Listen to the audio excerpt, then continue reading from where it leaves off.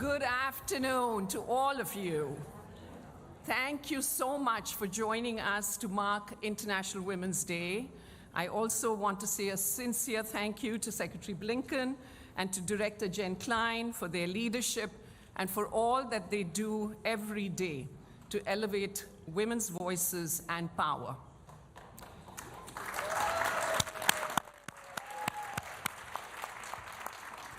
And most of all, thank you to each of you for being here. Together, we are here to honor the unwavering bravery and fierce determination of women around the world, and to remember together why we must continue to be brave, to be fierce, to be unyielding in our quest to achieve gender equality. This has been an extraordinary week because have had the honor and the privilege to spend time and get to know each of our 2024 International Women of Courage awardees who are here with us today. Raise your hands.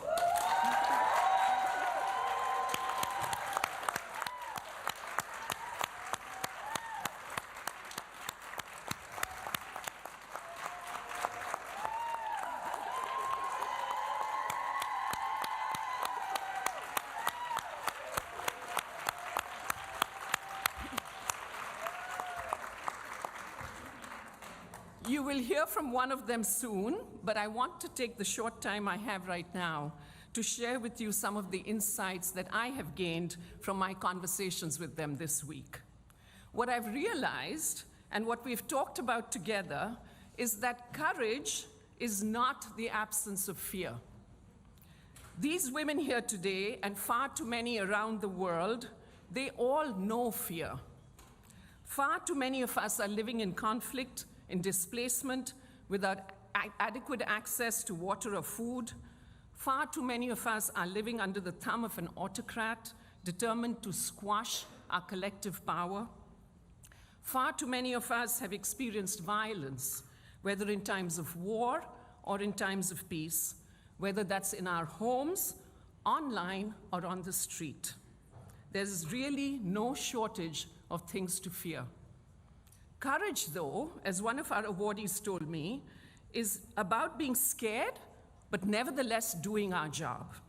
The work that we must do to advance the rights of women and girls everywhere, despite that fear. A job born of compassion, a job born of empathy, a job born of love. Courage is a quiet grace. It's about letting that love of family, of community, of country, of freedom speak louder than your fear. As another awardee told me, courage isn't really a choice. Courage is love in action.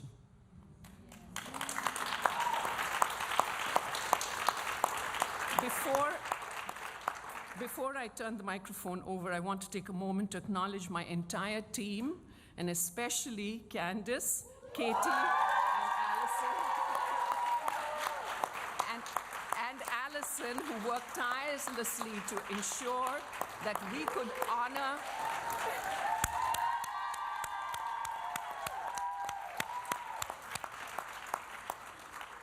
could honor these women today, through this week, and moving forward as they all travel to LA. With that, I would like to welcome my esteemed colleague and friend, Jen Klein, to the podium. It won't surprise some of you to learn that Jen is an alum of SGW, and now she serves as assistant to President Biden and the director of the White House Gender Policy Council. Jen.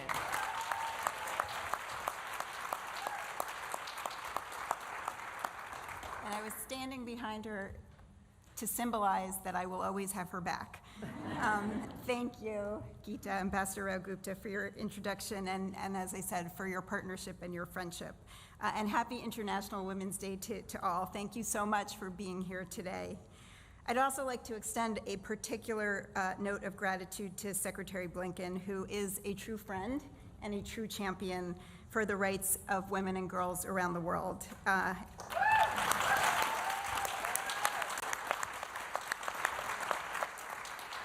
And I'd also like to recognize the 2024 International Women of Courage awardees here with us today, the Washington Diplomatic Corps, and our many civil society partners who are here. As President Biden has said, every domestic and foreign policy we pursue rests on a foundation of dignity and equity for women. The administration's establishment 3 years ago today of the Gender Policy Council I am privileged to lead has worked to elevate the status of women and girls both here at home and around the world. This is both a moral and a strategic imperative. Societies, including our own, do better when women participate and have equal opportunities. Economies grow, education rates and health outcomes increase, political instability and violence decline, and put simply, the status of women and girls and the stability of security of nations are inextricably linked. To achieve this vision, this administration has marshaled historic resources, mobilized new partnerships, and spoken out in support of the rights of women and girls everywhere. We've increased our investment in care infrastructure globally and committed to cutting the global gender digital divide in half by 2030. We continue to be the largest donor to family planning assistance worldwide, and we're taking action to combat the maternal health crisis, both at home and abroad. We're strengthening our government's exercise of financial, diplomatic, and legal tools against conflict-related sexual violence and imposing sanctions driven by a focus on this abhorrent human rights abuse. And we're addressing the alarming rise of technology-facilitated gender-based violence and its chilling effect on women's political participation. This is just a sample of the tremendous work that all of us have done together through all the work that colleagues across the U.S. government, working in partnership with the private sector and civil society, are leading every day. Thank you, all of you, for your contributions to these efforts and for your tireless work to improve the lives of women and girls. Let me once again congratulate this year's IWalk awardees, who we were proud to welcome to the White House earlier this week and who have served as an inspiration to us all and to me personally. I now have the distinct pleasure of welcoming Secretary Blinken, who is not only, as I said, an impressive leader, but a sincere advocate who embodies the principles of equity and fairness. Thank you. Thank you. Good afternoon, everyone. Good afternoon, and welcome to the State Department.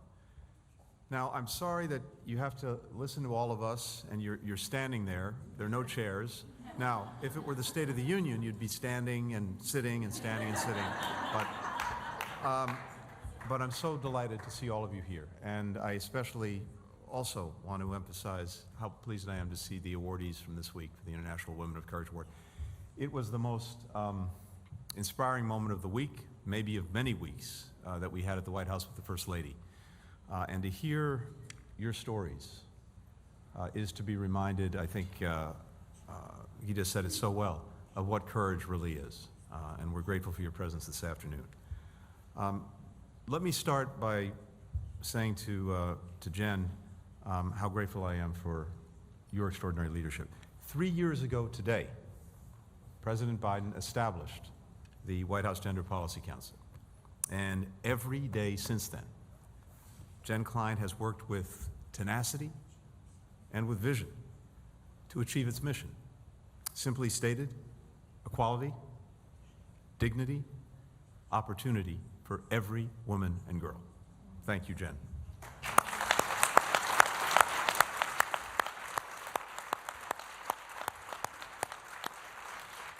And to our indomitable Ambassador at Large for Global Women's Issues.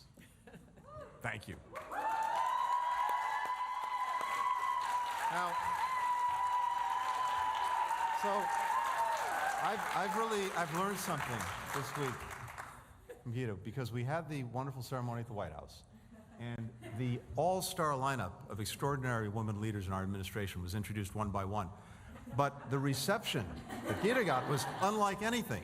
Samantha Power, Karine Jean-Pierre, Jen Klein, all very strong receptions. But Guido, so clearly there's something going on in this room. And I want my team to take some notes from this. But here's the truth. Around the world, Ambassador Gupta and her team are working to unlock opportunities for women and girls. And this is a mission, a focus that is designed to produce results, to bring more women into decision-making roles in political and civic life, to prevent and respond to gender-based violence. As Jen and Gita know so well, as we work toward greater equality, it's essential that we look to and learn from partners outside government, human rights defenders, development workers, journalists, community leaders, and survivors. And so many of you are represented in this room. Now, I also have to tell you that for me, every single day is International Women's Day, and it starts at home with my wife, Evan Ryan, the White House Cabinet Secretary, who is here with us today as well. Although I think, as Evan will acknowledge, it probably starts even more with our daughter, who is very much a young woman, a very young woman of real courage. And she demonstrates it. She's 4 years old. But there is no more fitting way, to mark International Women's Day than to be with some of the individuals who inspire and inform our work, including our 2024 International Women of Courage awardees. When I had the opportunity to be with the awardees along with the First Lady on Monday, like so many of you, I heard their extraordinary stories, their extraordinary work.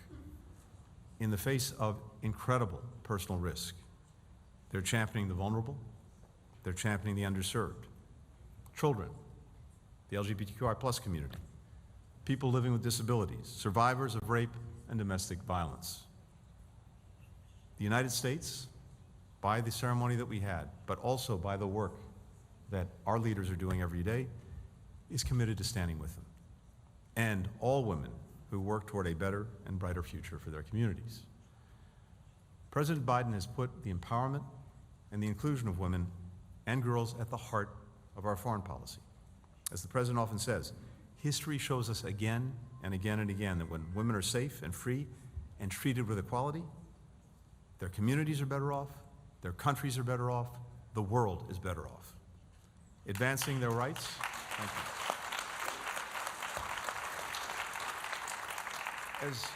As you heard my colleagues say, we believe strongly that advancing women's rights, advancing their representation, is also, simply put, a moral imperative. At the State Department, we're working around the clock to promote greater gender equality and women's rights around the world.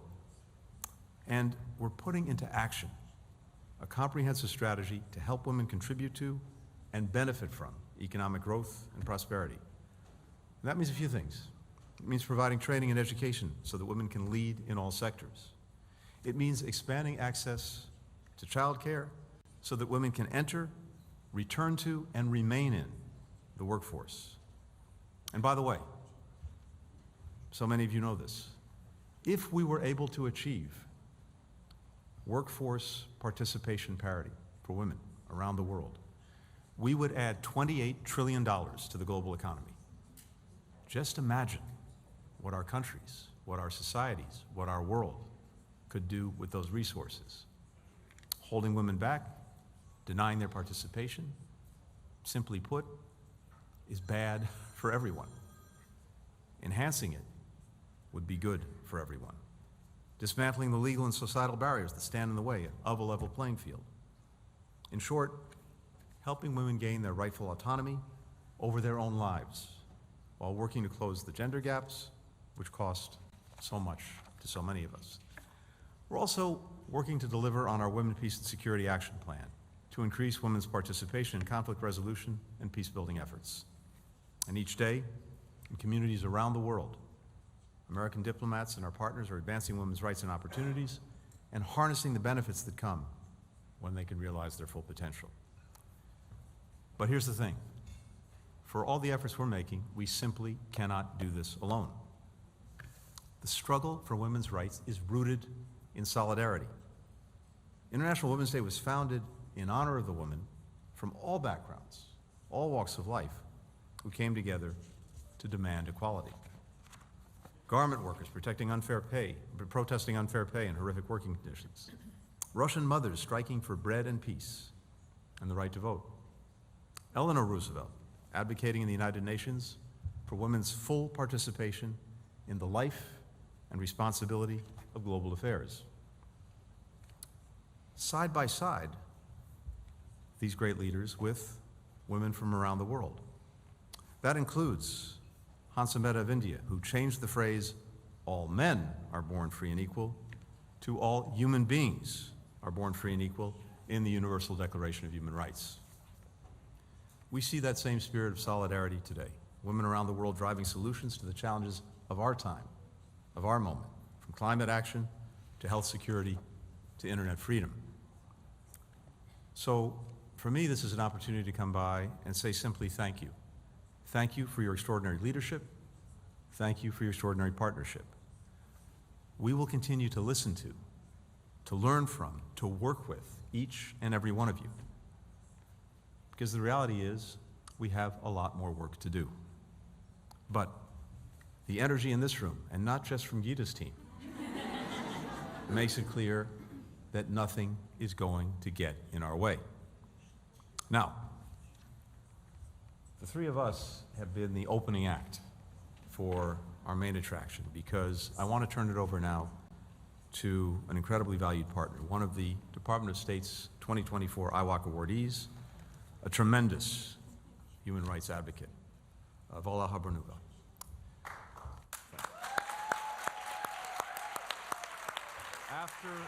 After the fraudulent 2020 elections in Belarus,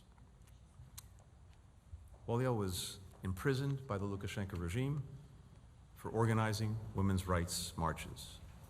She is now one of the leaders of the Belarusian Democratic Movement, where she's working to secure the release of political prisoners and to support them upon their release. This is truly a woman of extraordinary courage, extraordinary conviction, and extraordinary leadership. Thank you. The floor is yours.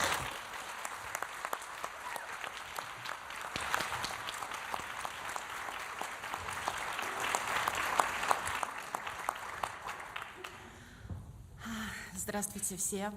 Для меня быть тут огромная честь и гордость, и для меня огромная гордость получить эту премию. Я безгранично благодарна вам, потому что вы узнали о том, что я отважная женщина гораздо раньше, чем я. Я до сих пор не могу в это поверить. Greetings, everyone. It's a great honor for me to be here. Also, receiving this award and being here is a source of great pride. I'm also immensely grateful to you because you recognized I was a courageous woman way before I did. I'm still getting used to that thought.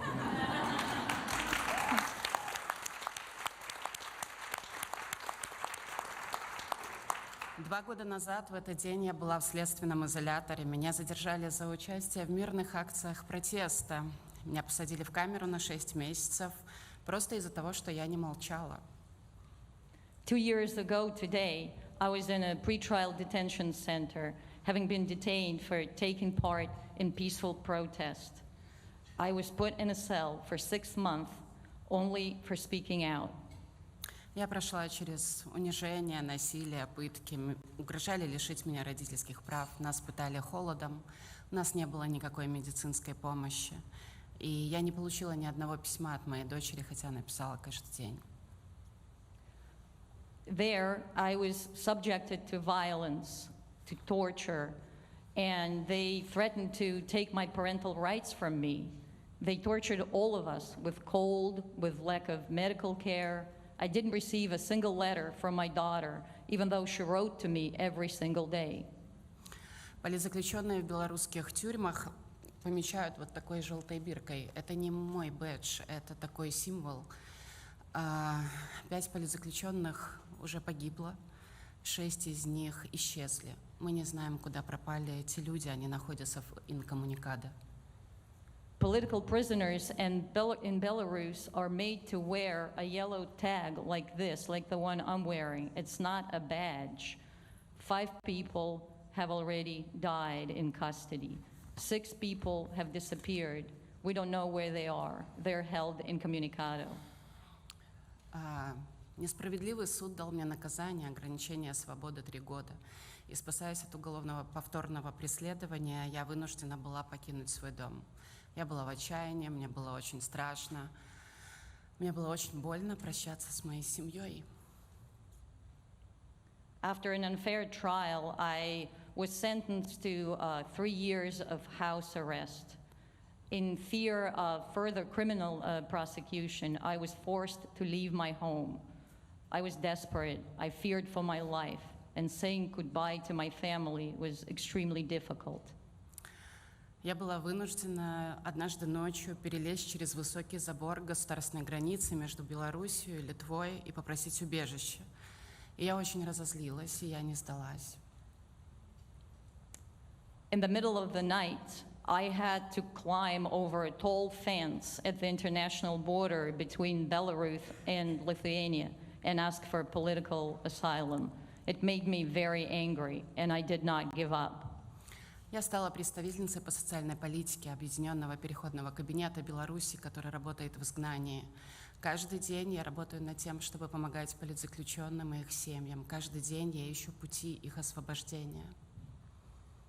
I became the representative for social policy at the United Transitional Cabinet of Belarus, which is working in exile. Every day, I work to help political prisoners and their families. Every day, I look for ways to secure their release. Я невероятно счастлива узнать всех вас и моих новых сестер, лауреаток премии ВОК. Мы за это время получили столько энергии, столько знаний, столько контактов. I am extremely happy to meet all of you, and I'm very happy to have met my fellow awardees, my dear sisters. During this time, we've gained so much energy from each other, so much knowledge, so many new contacts. Каждый день этой программы мы разговариваем, определяем проблемы, которые есть у нас в стране, мы предлагаем решения. Вы – мое вдохновение, и это точно дает мне силы не опускать руки. И вы сияете ярко, как бриллианты в моем сердце. During this program, we've discussed the issues that our countries are facing. We looked for solutions. We discussed different options. You are my inspiration. Because of you, I am not going to give up. You shine like a diamond in my heart.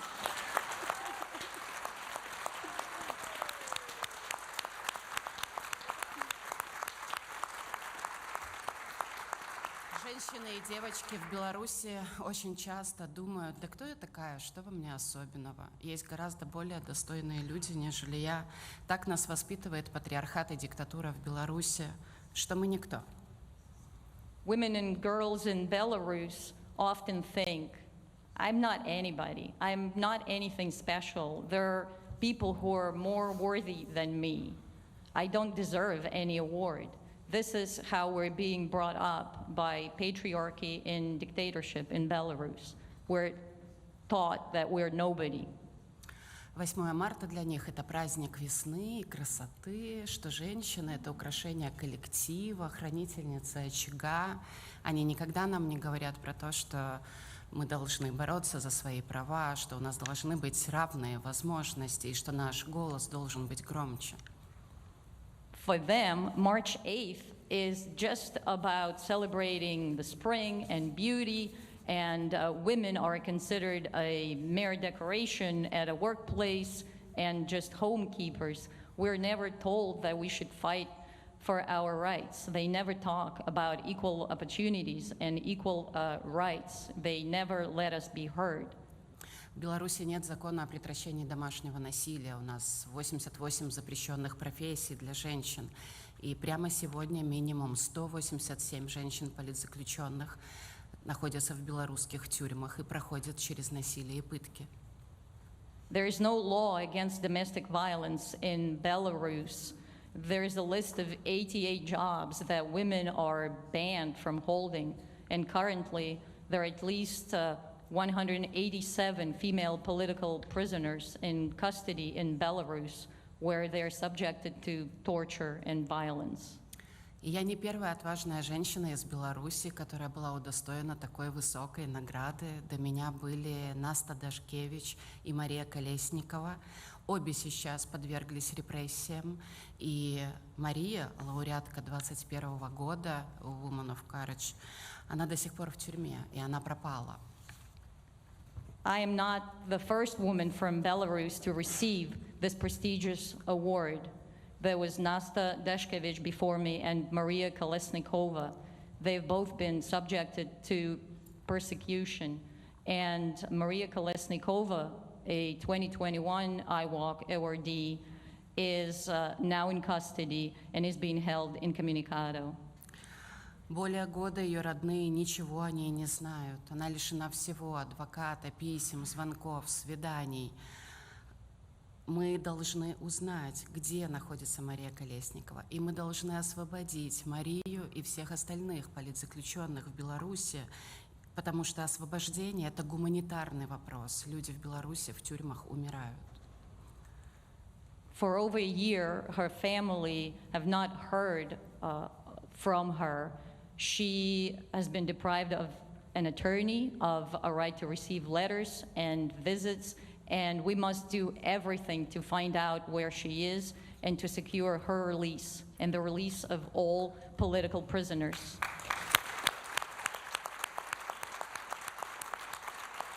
С 2020 года через задержание и несправедливые суды прошло более 8 тысяч женщин.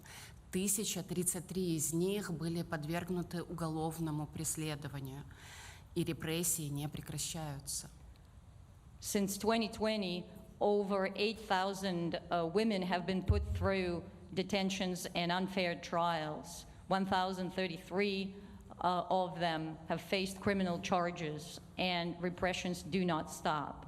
Отвага для женщин в Беларуси – это не проявление смелости, это необходимое условие выживания в авторитарной патриархальной стране. Courage for women in Belarus is not a manifestation of bravery. It's a necessary condition of survival in a totalitarian and patriarchal country. Ровно 2 года назад они ликвидировали убежище для женщин и их детей, пострадавших от домашнего насилия, в котором я работала почти 20 лет. Мы помогли тысячам женщин, которых избивали, которых насиловали, которых преследовали онлайн, у кого похищали детей или кого продавали в рабство. 2 years ago, today, they shut down a shelter for domestic violence victims that I had worked at for over 20 years. We helped thousands of women who were beaten, sexually assaulted, persecuted online, sold into slavery, and had their children kidnapped from them. А правительство Лукашенко до сих пор закрывает на это глаза. Более 1500 неправительственных организаций было ликвидировано за 2 года, а тысячи девочек и женщин остались без помощи. But the Lukashenko government keeps turning a blind eye to this issue. Moreover, in the last 2 years, over 1,500 NGOs have been shut down, and thousands of women and girls have been left without any support. Самых отважных и непокорных он посадил в тюрьмы. Полина Шаренда-Панасюк, Галина Дербыш. He threw the most courageous and rebellious among us in prison. Polina Sharendo-Panasuk, Halina Derbish. Самых непредсказуемых и выносливых они выгнали из страны. Светлана Тихановская, Светлана Алексеевич. They kicked the most unpredictable and resilient among us out of the country. Svetlana Tikhanovskaya, Svetlana Alexeyevich. Самых осторожных и отчаянных из нас они до сих пор не могут найти, потому что мы в каждом городе и в каждой деревне Беларуси. And they still can't find the most cautious and daring among us because we're everywhere. We're in every city, town, and village in Belarus. Я знаю, что все политзаключенные в Беларуси выйдут на свободу, и мы все вернемся домой, и я вернусь домой. И Беларусь будет свободной, и там будет реальное гендерное равенство.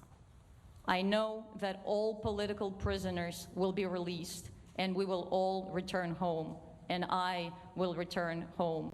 Belarus will be free, and there will be true gender equality there. Спасибо и с Международным женским днем всех нас. Thank you, and happy International Women's Day to all of you.